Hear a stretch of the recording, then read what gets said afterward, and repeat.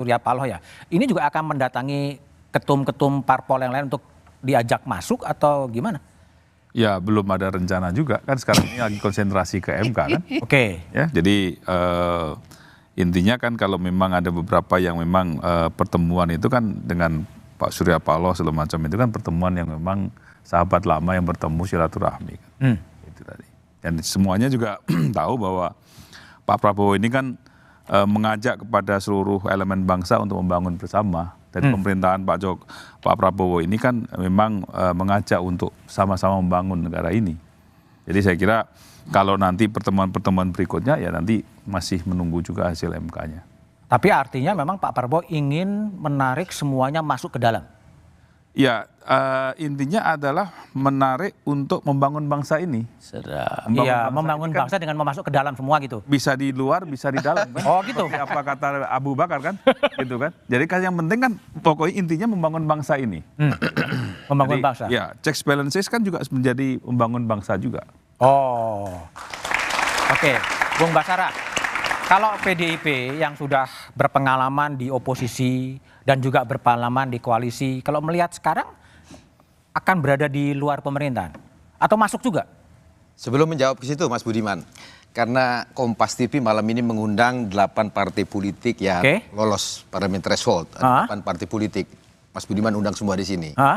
Saya kira tidak berlebihan kalau kesempatan ini kami dari PDI Perjuangan ingin mengucapkan terima kasih yang sebesar-besarnya kepada rakyat Indonesia yang kembali memberikan kepercayaan pada PDI Perjuangan sebagai pemenang pemilu legislatif. Setidak-tidaknya menurut ukuran pengumuman KPU tanggal 20 Maret kemarin. Kami bersyukur di tengah tsunami dan perhara politik kita masih terus mendapatkan kepercayaan rakyat seperti ini. Yang kedua Mas Budiman, atas pertanyaan yang disampaikan kepada saya kira perlu kita bedakan tahapan politik dalam demokrasi kita. Yang sedang Mas Budiman bahas sekarang ini adalah satu tahapan pasca tahapan pemilu presiden. Jadi ada 2 tahapan. Tahapan pemilu presiden itu satu kerjasama politik dalam pilpres. Setelah kerjasama pilpres dalam pilpres itu selesai, baru tahapan di kabinet dan di parlemen.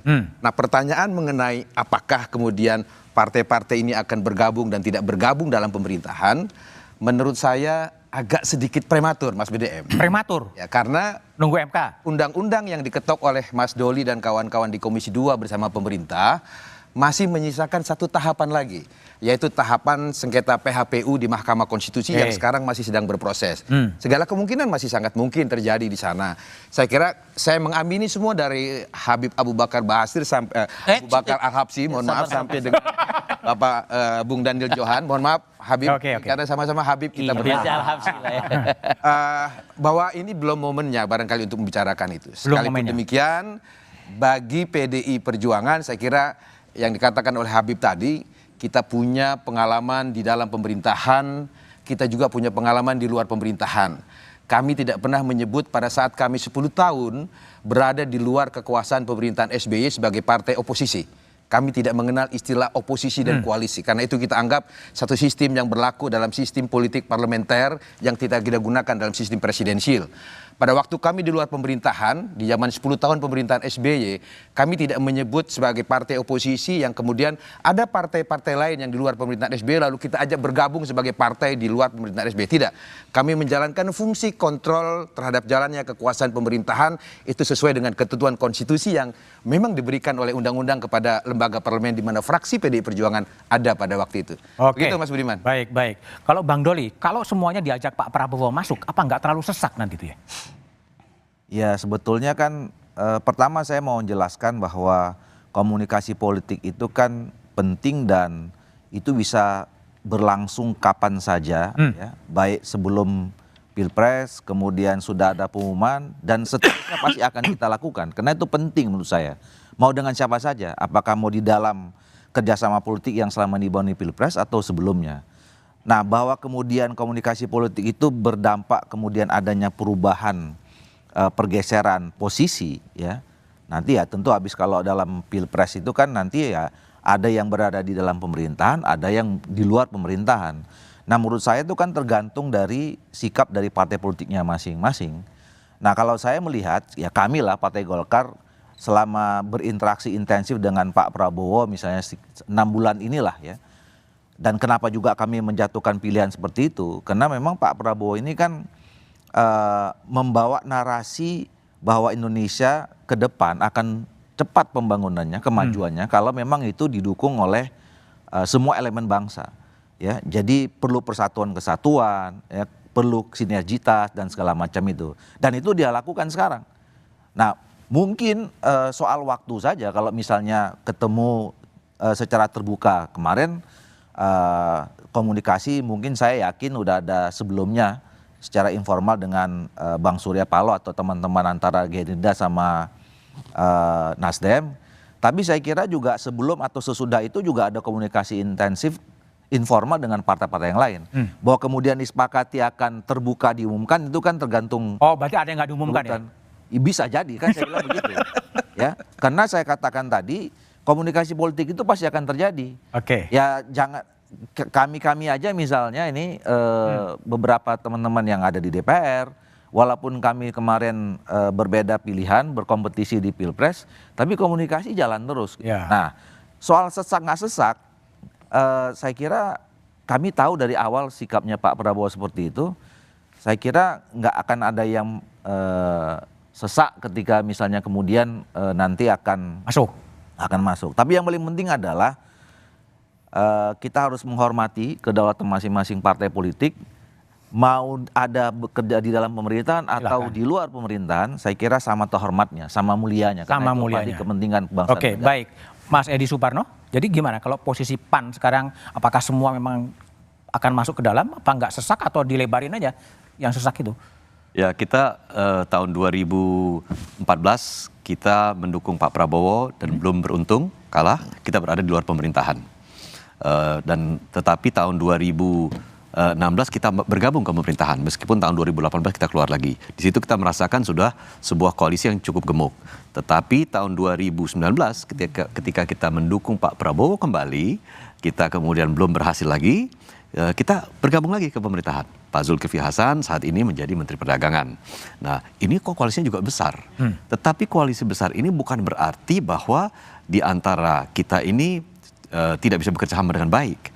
Bahkan kalau kita lihat apakah itu partai koalisi pendukung pemerintah ataupun yang tidak masuk dalam pemerintahan, untuk isu-isu tertentu di DPR itu kok bisa disepakati bersama-sama gitu loh. Jadi artinya apa? Ada perasaan kerjasama secara kolektif di antara semua partai-partai politik. Kalau tujuannya baik, mulia, bermanfaat untuk masyarakat, tentu kita dukung.